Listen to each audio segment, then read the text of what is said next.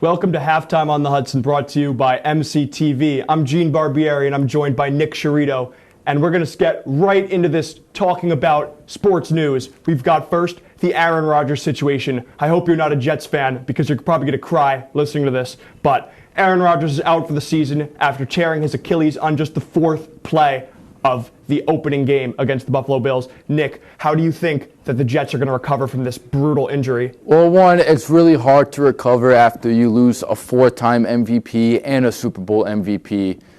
But you know what? The Jets have to stick with it and go with Zach Wilson for the time being. Now, he is still young. He is still very inexperienced. He has a lot of off-the-field issues. And in last night's game, he wasn't ready for it. I mean, he did outplay Josh Allen, but it's kind of easy to outplay somebody who had 3 picks and a fumble. But now the Jets need to look going forward as they have one of the best defenses in football and revamp their offense to get a number 2 receiver for Garrett Wilson. They added another running back for Breece Hall, who was amazing in Monday Night Football. But now they have to look at some different quarterbacks to see if they can actually win the Super Bowl. Yeah, I love how you bring up that defense, too. Their defense is so strong this year. They went from having an abysmal defense to having the development of Sauce Gardner, the development of Keenan Williams. Just pronounce that. Quentin Williams. Sorry. I mean, they're filthy on defense. Jordan White had 3 interceptions last game. Right. Which was the most caught receptions for Josh Allen, which is abysmal. But going forward, they probably have to look at getting a quarterback in free agency, or worst case scenario, they probably have to look at a quarterback that might hit the market, maybe like a Kirk Cousins if the Vikings are terrible, or maybe a Matthew Stafford if the Rams are terrible. I'd be interested to know, obviously, I don't think Zach Wilson's going to be their guy, and I don't know if they're necessarily going to get to pick up a QB at the deadline, but there are some free agents on the market right now. We've got Fitzpatrick. He just announced his retirement. They could ask to get him back. They're not going to. But there's also Cam Newton. It's not a lot, actually. I mean, they tease Colin Kaepernick. They're not going to bring back Colin Kaepernick. He's been out the league since 2016. And he's 35. And he was probably out the door anyways because the 49ers were horrible that year as him with the starter.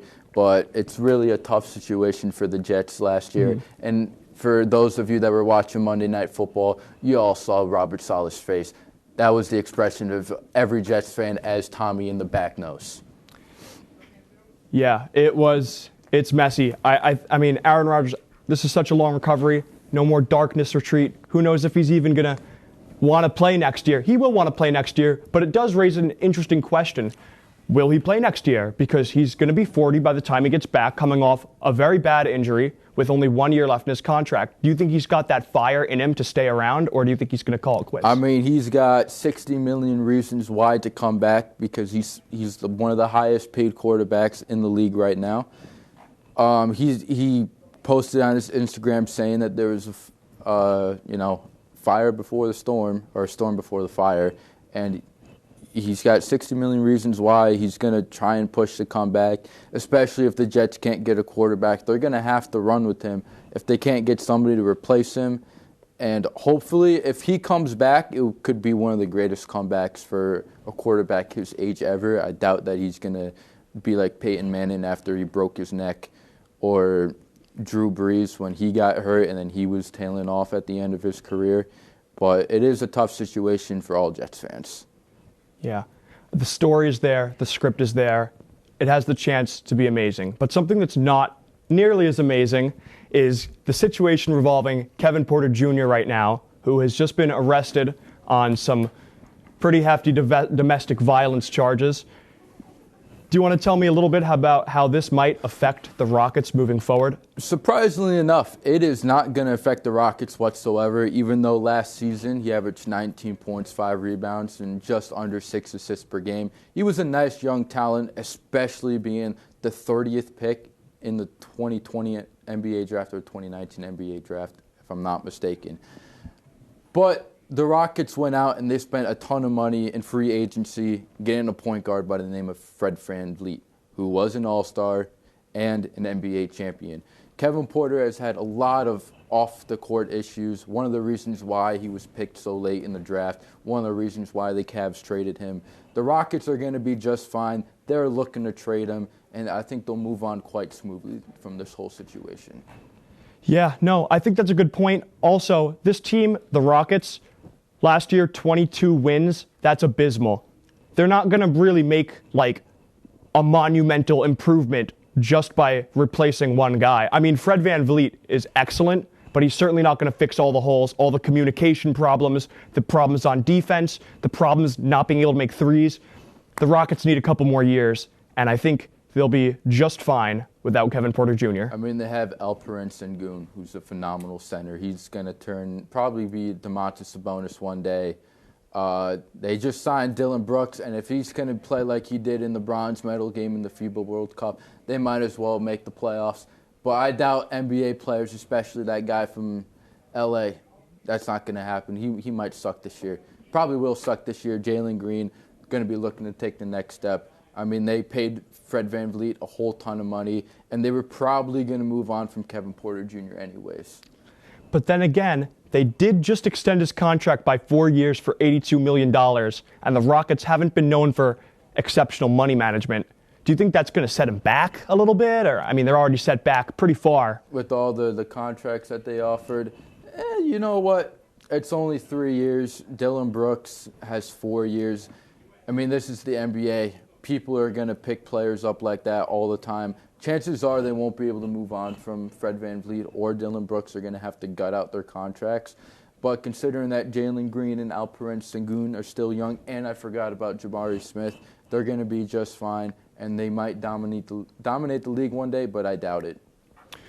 Well, they may dominate the league one day, but can they dominate the world one day? As we move on to our next topic, which is Noah Lyles, the sprinter who had just won the 100 and 200 meter doubles at the 2023 World Athletics Championship, as well as the 4x100, the first ever runner since Usain Bolt to win all 3 gold medals in those races. Yeah, it's undisputed that he's the fastest sprinter in the world right now. However, with this platform of being the best, he's decided to take this opportunity to call out the NBA for calling their league winners, world champions. He argues that a world champion is someone that wins at the top of the world out of all the countries. And since the NBA is, for the most part, just America, calling yourself the national champion is not appropriate. Yeah, you know what? It probably is extremely selfish. But in this scenario, Lyles is both right and wrong. Because the NBA has the best players in the entire world. Not only from America, but they have Nikola Jokic from Serbia. Right. They also have Nikola Jovic from Serbia. Mm-hmm. Germany just won the FIBA World Cup, who had Mo Wagner, Franz Wagner, Daniel Theis, Dennis Schroeder. All of them are NBA players. Canada just beat Team USA. They have R.J. Barrett, Shai Gilgeous-Alexander, Dylan Brooks. I mean, considering that the majority of all the best players in the world play in the NBA, I think the NBA gets the one exception where they get to call themselves world champions. Now, you may feel differently about that, but I guarantee if the Denver Nuggets played any other basketball team in the world, they would win. Or if we had a world tournament where there was every single professional basketball team, I believe the 30 remaining teams would be the NBA teams. So is he kind of right about saying that since we don't play any other teams around the world that we don't get to call ourselves world champions? Yeah, but at the same time, we're talking about the best league in the entire world. Yeah, that is a great point to make, how the NBA is already extremely diverse with lots of MVPs in the past, like obviously Giannis from Greece. We didn't talk about Embiid either. He's from Nigeria. Right. Or no, Cameroon. Cameroon. And, he just got U.S. citizenship. So there's a good chance that this summer in Paris he plays for Team USA. Mm-hmm. And if we want to talk about how LeBron had his little teaser trying to get the whole squad back together, because to be fair, a lot of NBA players took Lyle's comment very seriously. Very seriously. And they probably want to remind the world that, hey, basketball is our game. Right. The only NBA player that I could find that was sticking up for Lyles was actually Giannis, who defended him, saying that, yeah, it is inappropriate to call yourselves the world champions when you're just the national champions. But that's just one player out of all the players that are getting so much backlash. Even Drake called him out, which is hilarious. But Drake's always got something to say. He's always got something to say. But Noah clapped right back. Won that argument. But I mean, all the players that took offense to that were all obviously American-born players. Right. But you know what? In Paris this summer, I guarantee that LeBron, Steph, KD was always part of Team USA, Anthony Davis, I know Draymond Green's going to be back, Anthony Edwards is going to be there, Devin Booker, Dame Lillard. They're going to remind the world that, hey, this is our game, and we get to call ourselves world champs when we win the NBA championship. And I think with that, that's all the time we have for our discussion segment. We're going to kick things over to prove your point in just a second. Stay tuned. Welcome to another episode of Prove Your Point. On my right, Nick Passione. On my left, Bella Derry. And today, we're going to kick things off with way too early Super Bowl predictions. I'm going to give the floor to Nick. I have the Miami Dolphins. Unstoppable offense with two unbelievable wide receivers and a pretty good quarterback. Last year, his completion percentage was 64.8%. He had 25 touchdowns, only 8 interceptions, and 110 passer rating. And now, this season, he did very good against the Chargers. He had 466 yards and 3 touchdowns, and he's got 2 top weapons, Tyreek Hill and Jalen Waddle. The defense is great, and they are a high-scoring offense. On that note, let's see what Bella has to say. I have the 49ers winning the Super Bowl this year. They are a powerhouse, and they have been for years. They have one of the best defenses in the league. Their whole team is like all pro. They have Trent Williams, who's one of the greatest left tackle players of all time. They've updated with Javon Hargrove as their defensive tackle. Their whole team, they were one game short of the Super Bowl last year, and now they will just keep on going and have that good energy to move on to the Super Bowl this year and win. You guys have anything else to say on those? You want to maybe debate that? Do you think that your Dolphins are better than the 49ers in those aspects that you just said? Brock Purdy is unproven, coming back from his elbow injury. They're not going to stop the Dolphins' offense. What does Dolphins' defense have to offer? Not much, if you think about it. Yeah, they'll pick off Brock Purdy. They have Jalen Ramsey. He'll be back. Jalen Ramsey will be back, and he will be very good. They have Xavier Howard. Will he be very good, though? He will be very good. Did you see him last year? Not really. Oh. He's not that important to me. All right, well, he's a top cornerback in the league. You know who is the reigning defensive player of the year? Nick Bosa. You know what team he's on? The 49ers. All right, Trent Williams is going to stop that. All right, well, we've got the whole debate. Who's better, Nick Bosa, Jalen Ramsey? You guys, the audience, are going to be the judges of that as we move on to our second topic. Let's go for our AL and NL MVP candidates in the MLB, starting with the AL, starting with Bella. Now, the obvious choice for AL MVP is Shohei Ohtani, but I will be taking a different look at that.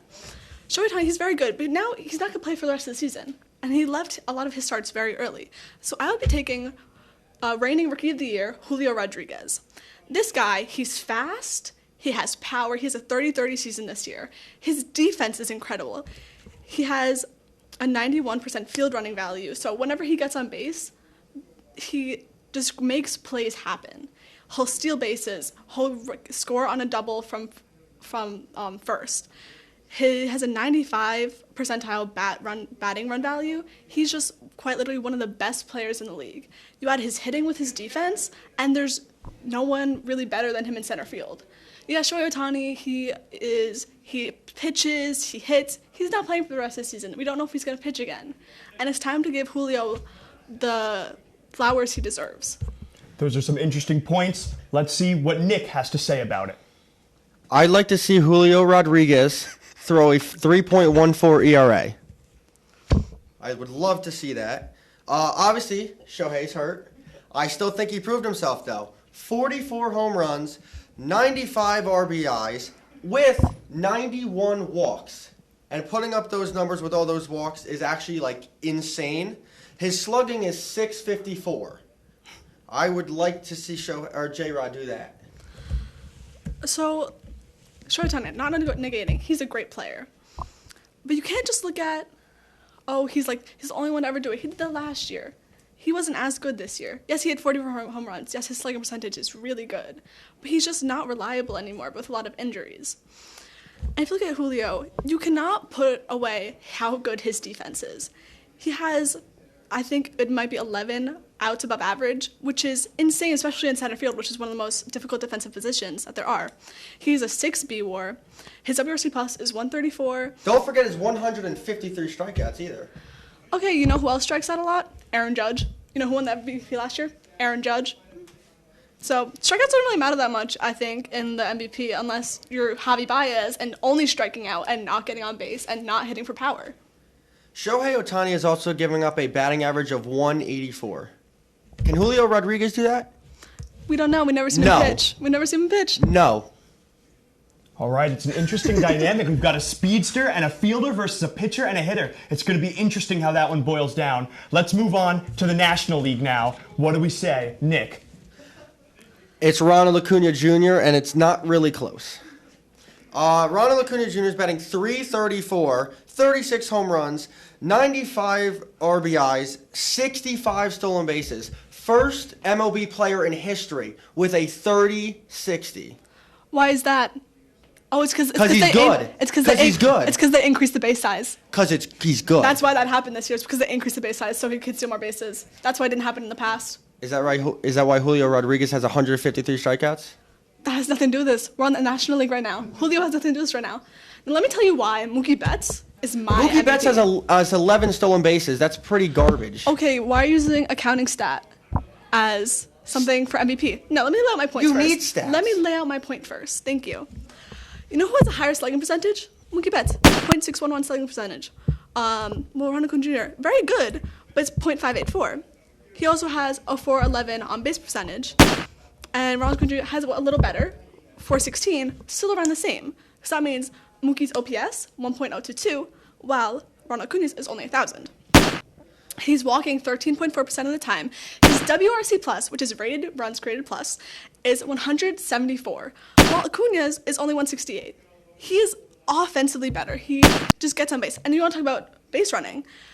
His base running value is in the 58th percentile, Mookie Betts, while Ronald Acuna Jr.'s base running value is only in the 56th percentile, meaning that Mookie Betts is more efficient on base than Ronald Acuna Jr. is. I still see 11 stolen bases. So stolen bases aren't everything. We have to look at everything else. You know who has -8 outs above average? Oh, Ronald Acuna Jr. And he only plays right field. Again, Mookie Betts is also in the negatives, -2. But he's playing right field, second base, and shortstop. And he's playing them all very well. He has negative outs above average, but outs above average is not the best defensive stat. Acuna Jr. averages more hits per game as well. Okay. The Braves would be fine without him. If you take Mookie Betts out of the Dodgers, they wouldn't be as good. And they're an incredibly good team.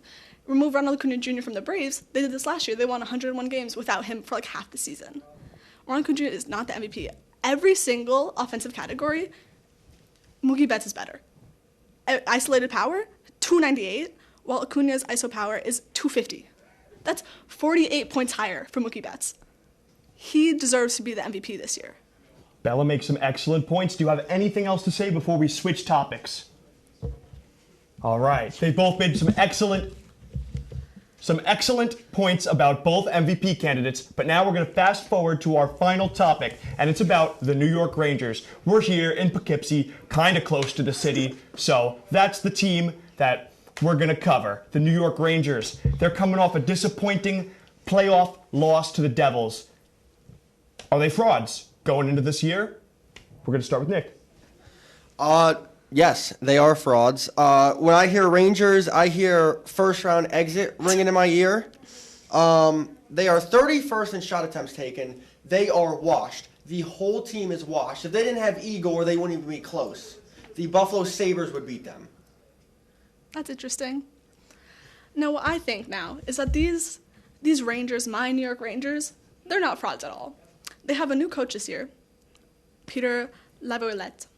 And they had a dunce of a coach last year and the past 2 years. And even with that bad coach, they made playoffs in back-to-back years. First round exit.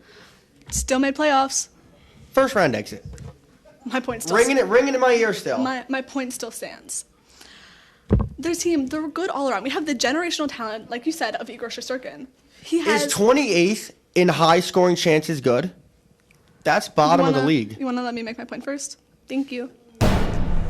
His save percentage is above 90% every season. He averages that every season. He's insane. And we have a perennial Norris contender in Adam Fox, who is a great defenseman. And with this team with good leadership, they can work together and make it. And if they get hot at the right time, they can be there. They're not frauds. With a better leader in Peter Laviolette and with the whole team, they can win. We have promising young prospects, and we can do it this year just if everyone works together as a team, and they will make it far. Yeah, they could do it this year, maybe. If they can make it to the second round. Yeah, they're washed. You should old. get a new joke. They're washed. They are done. They had their chance. They had like 4 years of their players being young and good, and now they're just out there now. They're just out there doesn't skating. need to be young to be good. We've seen this. They're just out there skating now. I think most of them are out there skating. Did anyone else have any more final points before we tally up the answers? I don't think I do. Thank you. All right, you've both had some boiling hot takes, but I think now we're going to leave it to the audience to vote on who they think wins. Prove your point. So, while we wait for that to happen, all right, it happened. All right, a clean sweep, 3-0 victory goes to Bella. What do you have to say for yourself? I want to thank Mookie Betts because he's incredible not only at baseball but at bowling. I want to thank my New York Rangers because Igor Shesterkin is a cutie patootie. And I would like to thank the 49ers, who is my roommate's favorite team. What do you have to say about this loss? What do you think? Maybe gonna give up or try again next time? We'll just wait till the season to start for hockey. Only week 1 through football. So we'll wait and we'll come back to this and see who's right. It's me. Thank you. All right, well, that was a great debate. That's all the time we have for Prove Your Point. Let's kick it back over to the desk. That was an awesome debate that we just had. Now we're going to move it on to a new segment where we're going to be tackling today's Football Immaculate Grid. Yeah, this is going to suck. Yeah, I can't say that I know the most about football players the way I used to, but we're going to see how we do. Well, if you used to know, maybe we can knock out a couple of ones here. I believe the Super Bowls are going to be fairly easy. Yeah, those ones should be pretty good. I feel like for the Seahawks and Cowboys, we could probably go with a little bit more rarity here. Seahawks won the Super Bowl, what was it? 2014. It was Super Bowl 48. So Russell Wilson was the quarterback. Right, and Marshawn Lynch running back. But we had the Legion of Boom. Yeah, so what I was thinking, though, with Marshawn Lynch, maybe not for rarity score, because it's not going to be rare, but I'm thinking Bills, Seahawks. Marshawn Lynch was a Bill, if I'm correct. Yup, put him down. They're clapping in there, so clapping in the back. Let's go for it, Marshawn Lynch. 78%. Oh. Well, let's try and get our rarity score down a little bit. If I'm not mistaken, Golden Tate was on the Seahawks. Many people might know that, might not know that. So I say, for the Super Bowl champs, put down Golden Tate. I believe he doesn't also. I don't think. He wow, played for 1%. It's a great answer. I don't believe he played for the Bengals. I think he went from the Seahawks and he went to the Lions and the Giants. I know him mostly from his time with the Giants. All right, well, definitely no modern day player. Actually, well, there might have been a couple. For the Cowboys, you're thinking? Yeah, we have to go back to the 90s with Troy Aikman, or we can go back to the 70s with Daniel Strawback, Michael Irvin, Emmitt Smith. Yeah. So the way I'm thinking it is Troy Aikman is probably going to be at the top because, he's a commentator. Everyone knows Troy Aikman. Yeah, then Michael Irvin, the playmaker, he's also now on Undisputed. I think we should try our hand at Irvin, see what happens. Michael Irvin? Yeah. Put him down.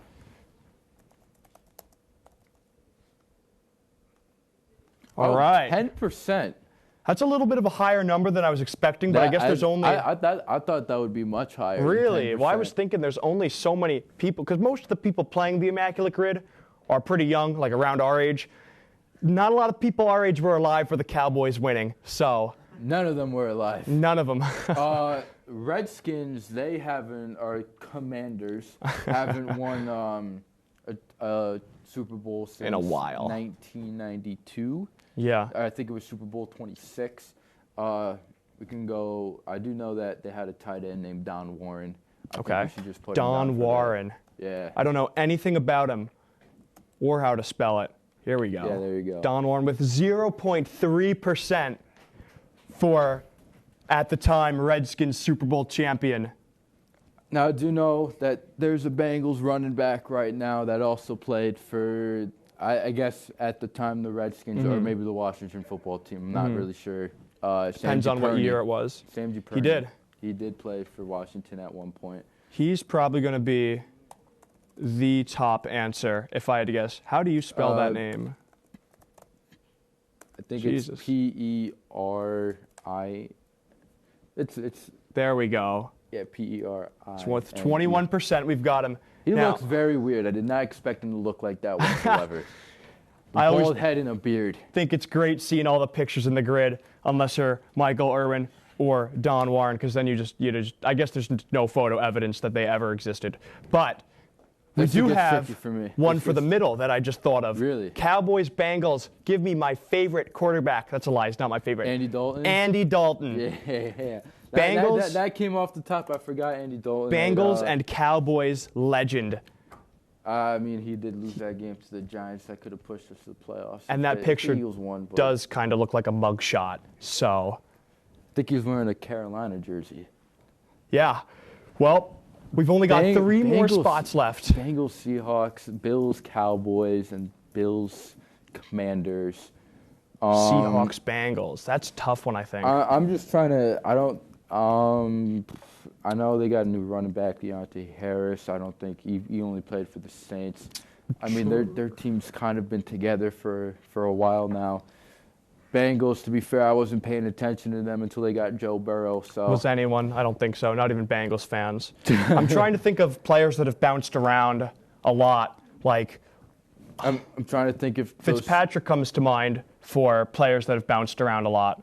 I don't know if he ever played for. He did play for Washington. Wait, did he play for Buffalo? Washington. Did he play? He did play. I think he did play for Buffalo. Did he play for Buffalo? Yeah. Yes, he did play for Buffalo. All right, we're gonna put him down. He did play for Buffalo. Fitzmagic coming in the best clutch. beard in football, Ryan Fitzpatrick. Look at that beard. That looks like a mugshot too. 43%. Oh yeah, wow. we've got the strobe lights with only 2 remaining. 2 remaining. Bengals, Seahawks, Bills, Cowboys. I'm trying to think to those Tony Romo days. I used to watch a lot of Giants. What a shame, watching Tony Romo. Isaiah Hodgins. I'm thinking of the Giants for some reason. I don't know what's wrong with me. This is They're gesturing at us over there, and Terrell Owens for the Terrell Owens. How'd you come up with that one? That's a really random He's a guess. Hall of Famer. He's one of the best receivers of all time. I mean, he got into it. I mean, his beef with Donovan McNabb cost him a Super Bowl against the Patriots. Mm-hmm. And let's lock it in. Terrell Owens with 19% of the votes. All right, now we got the Bengals and the Seahawks. We're so close to a perfect grid. But I'm not gonna lie, I'm a little stumped on this one. I can't think of anyone off the top of my head that's played for both. I mean, Seahawks. I mean, Bobby many. Wagner's played. Bobby Wagner bounced around a little bit. He was with the Seahawks and he went to the Rams. Now he's back with the Seahawks. Right. Richard Sherman, I don't think played with the Bengals. What about Malcolm Smith? Carlos Dunlap. I don't know how I came up with that. He just pulled that one out of the hat. That's pretty cool. Pulled that one out of the hat. But Carlos Dunlap. I was actually thinking the same thing. Yeah. Wow. 239. We but did it all by ourselves. Obviously, all by ourselves. And this has been a fantastic segment. I'm so glad that we're creative enough to do this completely by ourselves. Nick, what do you have to say after this big win, 239? I guess I had more football knowledge in the back of the head than I thought I did.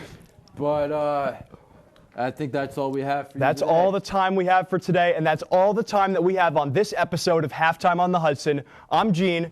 I'm Nick Sharito. Thanks for tuning in. See you next time.